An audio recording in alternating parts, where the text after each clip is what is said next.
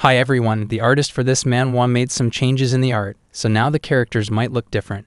You might notice differences in their hair color and faces compared to before. So now let's get back to the recap. In the quiet confines of the carriage, a palpable sense of disappointment lingered as Kevin and Chris found themselves immersed in the aftermath of a tumultuous encounter. Kevin, with a remorseful expression, took the first step towards reconciliation. He offered a sincere apology to Roman for the actions that had led to the insult directed at him.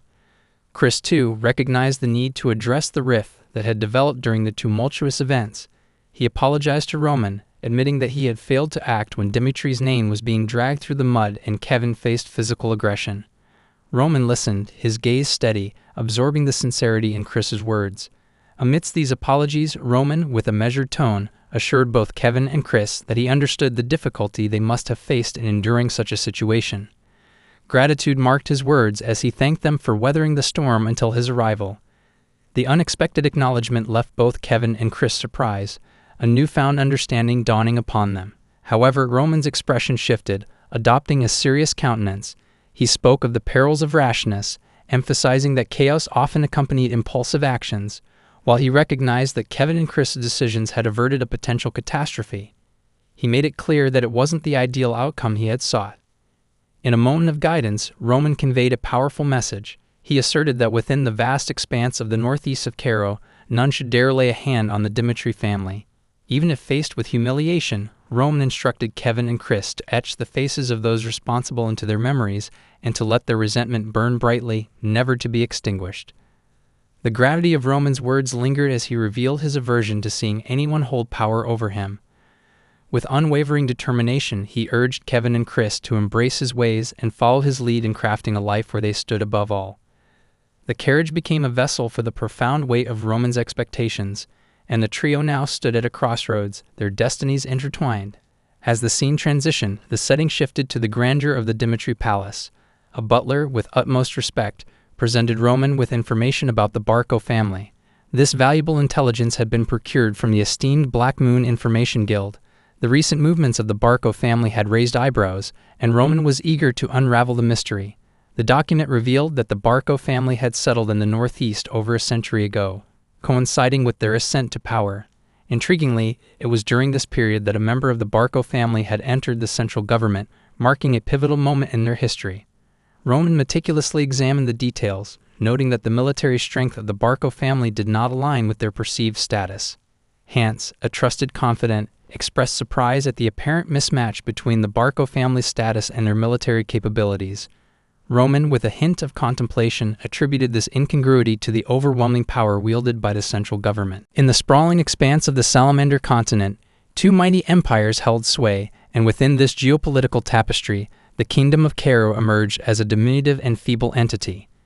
The key to Cairo's vulnerability lay in its geographical positioning, surrounded by other kingdoms, bereft of natural defenses like mountains. Over the ages, this exposed the kingdom to a series of invasions from external forces, rendering it weak and beleaguered. The survival strategy adopted by Cairo was one of pragmatic necessity, aligning with the central government. This alliance, while a lifeline for Cairo, inadvertently bolstered the strength of the central government. The mechanics of this alliance were intricate, with the central government wielding absolute authority over conscription. In the face of conscription, noble families in Cairo faced a stark ultimatum. Rejecting conscription branded them as insurgents, triggering immediate dispatches of soldiers to quell any resistance. Post-subjugation, the kingdom seized the insurgents' lands, considering them as possessions of the crown. The neighboring lords who assisted in this suppression were rewarded with a share of the confiscated land. The remaining portions were then bestowed upon new aristocrats, steadfastly loyal to the central government. This intricate dance of power and influence was the source of the Barco's intangible strength. Their close ties and collaboration with the central government secured their position in the complex political web. This system not only granted the Barcos a level of influence, but also served as a means for them to navigate the delicate dynamics of power within the Salamander continent. Hans, a trusted confidant, found himself taken aback by the depth of this political intricacy. The revelation exceeded his expectations, and he grappled with the implications of such a system. Roman explained that this arrangement was not merely about military strength but extended to economic maneuvering as well. The Barkos' financial acumen was exemplified by their ability to secure a considerable loan from the gold bank. Roman suspected that the Barkos had obtained this loan not by offering specific collateral but through a credit guarantee, showcasing their shrewd financial maneuvering. The borrowed funds were strategically invested in the establishment of the Barge Mercenary Company. This mercenary group, led by the formidable A-rank mercenary Burge, comprised 100 skilled fighters. Their primary source of income lay in participating in battles between territories. Roman revealed that the Barkos' financial ventures, coupled with their military might, were part of a larger strategy, positioning them as formidable players in the ever-shifting landscape of power struggles. As the discussion unfolded, Hans brought to Roman's attention the recent conscription efforts by the Barkos. Moreover, there were ominous signs pointing towards an imminent attack on Lawrence within half a month. Roman, a seasoned strategist, processed this information, realizing that the Barkos had concluded their preparations for war. Contemplating the impending conflict, Roman foresaw challenging odds in a war against Lawrence. Even in the event of a siege, he estimated that Lawrence would be able to withstand the assault for no more than a month. In the recesses of Roman's thoughts, a promise lingered, one made to Anthony Barko that he would refrain from meddling in Lawrence's affairs. However, the stakes had shifted. For Roman Dimitry to persist, he couldn't afford to turn a blind eye to the looming threat the Barkos now posed. They had not only targeted Roman but, in doing so, had ignited a conflict that demanded his attention. Roman, the patriarch of the Dimitry family, acknowledged the inadequacy of the Barkos' forces against the might of Dimitry. While it might seem a straightforward task to overpower them using the Dimitry family's formidable strength, Roman deemed such an action devoid of purpose. Beyond the shared origin of the Dimitrys and the Barkos, the nobility in the northeast considered Roman Dimitry as a negligible threat. To Roman, the crucial need of the hour was an opportunity to ascend to a higher echelon, reminiscent of past triumphs. Turning to Hans, Roman expressed his desire to meet with his father. It was time to cash in on the promises made to him during prior dealings. The intricate dance of politics and power in the Salamander continent demanded strategic moves, and Roman sought to navigate these currents with a calculated finesse. The narrative then shifted to the lively marketplace, a stark contrast to the weighty discussions in the corridors of power. Amidst the bustling activity, a figure caught the attention of onlookers. Lucas, a B-rank mercenary, strode through the market with armor stained by the recent battle. This seemingly inconspicuous soldier held his own tales of the front lines, and the people observed him with a mix of awe and curiosity. Lucas sought refuge at an armor shop, his armor telling the story of the perilous encounter he had faced. The shop owner, astute and discerning, engaged Lucas in conversation, inquiring about the intensity of the battle. Lucas, in his candid manner, recounted a near-death experience attributed to the recklessness of his companions. The shop owner, examining the battered state of Lucas's armor, couldn't help but comment on its poor quality. Intrigued, the shop owner probed further, asking where Lucas had acquired his gear. Lucas, revealing a past misjudgment, explained that he had tried another store once and paid the price with a brush with death. The shop owner, recognizing an opportunity to impart wisdom, extolled the superiority of the Dimitry's ironwork and equipment production. In doing so, he advised Lucas against straying to other establishments in pursuit of armor and weaponry. Lucas, appreciative of the advice, admitted that it was precisely why he had sought out this particular shop. The shop owner, acknowledging the need for repair, assured Lucas that he would craft a full set for him, although it would take some time. Unfazed by the wait, Lucas shared his intention to recuperate in Dimitry for a while, expressing weariness with the relentless demands of the battlefield. As Lucas emerged from the armor shop, he was met with a spectacle. A crowd congregated around a notice board. The curiosity in the air was palpable, and Lucas couldn't help but be drawn to the gathering. Lucas sauntered over to investigate. Pinned to the board was a recruitment notice seeking private soldiers, a common occurrence in a world marked by shifting allegiances and power dynamics. The requisites were simple: good health, a desire for personal growth, and a select 30 recruits would be chosen. The offered wage stood at 8 silver coins per month, a sum that, upon quick mental calculation, seemed reasonable given the potential risks involved. As Lucas contemplated the opportunity, his experienced mind factored in the average cost of living for a family of 4, roughly estimated at 5 silvers. Despite the apparent hazards, the monthly wage offered by this recruitment appeared enticing. Yet a crucial condition caught Lucas's attention. The recruits would exclusively belong to Roman Dimitry, a nuance that demanded undivided loyalty to Roman, not the broader Dimitry family. The elderly man beside Lucas advises him against applying, mentioning that numerous others have likely already done so. In response, Lucas explains that despite his appearance, he's a B-rank mercenary and demands a minimum of 50 silvers monthly to consider pledging loyalty. Surprisingly, Lucas realizes that many people have already submitted applications. Perplexed, he questions the old man about the true worth of the opportunity. The old man, in turn, asks Lucas to clarify. Lucas expresses doubt, acknowledging favorable conditions but questioning whether serving under Roman Dimitry, whom he views as foolish, is truly worthwhile. This candid remark drew disbelieving glances from those within earshot. To Lucas's surprise, the old man refuted his characterization of Roman. The old man enlightened Lucas, explaining that Lord Roman had undergone a transformative journey. No longer the fool he was once perceived to be, Roman had achieved remarkable feats, including defeating the notorious Bloodfang. More significantly, Roman had demonstrated a genuine care for his people, reshaping his public image. Lucas, grappling with this unexpected revelation, probed further, questioning the credibility of the newfound information. The old man's response was anchored in the testimony of someone named Clark, a figure who seemed to carry weight in shaping public opinion about Lord Roman. Eager to learn more, Lucas pressed the old man for details about Clark. The old man revealed that Clark's son, Kevin, had become a subordinate to Lord Roman. In a heartening twist of fate, this allegiance had transformed the Clark family's life, lifting them out of poverty. It was a tangible example of the positive impact Roman had on the lives of those who aligned with him. As the old man shared this anecdote, the scene transitioned to the emergence of Kevin from a nearby bakery. In the grand halls of the Dimitry Palace, a surprising directive came from Roman to Kevin, disrupting the usual routine. Roman urged Kevin to take a break, a notion that initially left Kevin bewildered. However, Roman elaborated, suggesting a 3-day leave starting the following day. To Roman, this period of rest was more than just a hiatus. It was an extension of the training Kevin had diligently undertaken.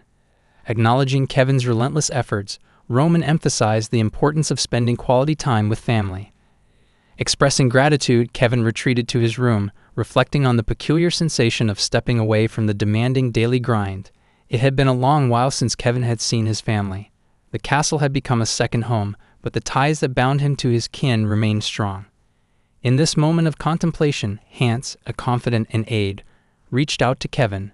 Practical and considerate, Hans questioned Kevin's intent to reunite with his family in his current state. Sensing the need for a more presentable appearance, Hans revealed that Lord Roman had arranged clean clothes for Kevin. To sweeten the reunion, Hans handed Kevin some money, advising him to buy gifts for his family. Furthermore, Hans shared the news that Kevin would now receive a monthly allowance of 30 silvers, granting him a newfound financial freedom. In the bustling marketplace, Kevin put this financial freedom to good use, purchasing thoughtful gifts for his family. The clothes provided by Lord Roman amazed him with their softness, a stark contrast to the armor-clad life he had become accustomed to. As he bought fresh bread, Kevin couldn't help but think of his sister Mary's peculiar cravings. Mary, with her lifelong wish to enjoy whipped cream on freshly baked bread, had been a source of amusement in the family. Kevin remembered her daily complaints about the monotony of having bread every day. These memories contrasted sharply with darker times when the menacing Bloodfang members would visit their house, demanding money. Kevin, now under the guidance of young Master Roman, resolved to become stronger and protect his family from such threats. Arriving home with a bundle of gifts, Kevin was greeted by a sight that left him in awe. His family, once weathered by hardships, now reveled in a happiness that took Kevin by surprise. As his sister and parents welcomed him with genuine joy, Kevin's mother enveloped him in a warm hug. The reunion was a testament to the transformative power of time and the positive changes that had unfolded.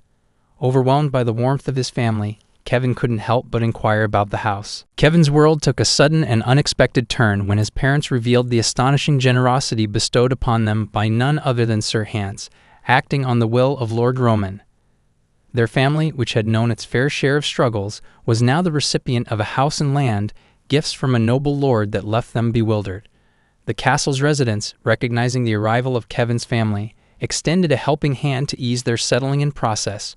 Overwhelmed by the unexpected support, Kevin couldn't contain his emotions and found himself shedding tears, contemplating the depth of Lord Roman's impact on his family's life. The tender moment shifted as Kevin's father noticed a bruise on his son's cheek, prompting concern and questions. A suspicion arose that perhaps Lord Roman had played a role in this injury. Quick to defend his lord, Kevin clarified that there was no mistreatment involved. Yet the worry etched on Kevin's mother's face persisted, leading her to implore Kevin to share the truth. She expressed a readiness to uproot the family if it meant escaping mistreatment. However, Kevin, unwavering in his belief in Lord Roman's character, reassured them that their fears were unfounded. As Kevin began recounting the events, the scene transitioned to a local restaurant where his father, bursting with pride and excitement, shared the extraordinary turn of events with friends. Lord Roman, contrary to their expectations, had provided them with a house and land upon Kevin's recruitment as a knight. The revelation took an even more unexpected turn when Kevin's father disclosed that Lord Roman had intervened physically, slapping a Barco knight to protect his own subordinate, a revelation that left his father's friends incredulous. The news spread like wildfire through the town, challenging the prevailing perception of Lord Roman as the moron of Dimitry. The townsfolk found it hard to believe that a noble would go to such great lengths for a subordinate. The shift in perspective was seismic. Lord Roman, once dismissed as an idiot, was now seen as a caring and protective leader. The narrative suggested that gaining Roman's trust could pave the way for an entirely different life, a notion that started to reshape the town's collective opinion. The transformation extended to the notice board, where an old man explained to Lucas the surge in applicants for the private soldier recruitment. Lucas, struggling to reconcile this new image of Roman with the one he knew, found it difficult to believe that Roman had subjugated the Blood Fang and handled the social party incident. It contradicted the Roman he had witnessed causing a commotion in a casino just 2 years prior. Lucas found himself consumed by curiosity, pondering the enigma that was Roman over the past 2 years. The prospect of unraveling the mystery surrounding Roman stirred excitement within Lucas, compelling him to seek confirmation firsthand. Shifting to the Dimitry Palace, Viscount Dimitry, Roman's father, received an update from Jonathan on the preparations for an upcoming trial. The process was proceeding smoothly, and Lord Roman would take charge of the overall proceedings. However, Viscount Dimitry's curiosity about the timeline prompted him to question Jonathan on how much time had elapsed. Jonathan, with a note of caution, warned the Viscount that this was his last chance to reconsider the path they were treading. He expressed concerns about the potential dangers of developing private soldiers exclusively for one individual. Viscount Dimitry then shared a pivotal moment when he first learned that Roman would participate in Barco's social party. His initial fear was that Roman might align with the Barcos to remove Dimitri's second-born from the line of succession. To his surprise, Roman defied expectations, publicly slapping a Barco knight in front of numerous nobles. Even when Anthony, a potential ally, could have joined forces with Viscount Dimitri's second-born to undermine Roman's succession, Roman chose to assert his independence. Roman's actions signaled a departure from the perception that had plagued him for over a decade.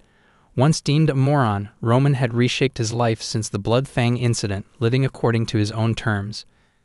Viscount Dimitry, Roman's father, expressed a genuine desire to support his son's newfound path. Acknowledging the Viscount's sentiments, Jonathan understood the complexity of the situation. Viscount Dimitry then delved into practical concerns, questioning Jonathan about the number of applicants for the upcoming trial. Given Roman's unconventional reputation, the Viscount hoped for a modest number. Anything above 50 would have been a relief. To his astonishment, Jonathan dropped a bombshell. Over 500 individuals had applied. The magnitude of the response left Viscount Dimitry in shock, as the unexpected surge in applicants hinted at a significant shift in Roman's standing within the community.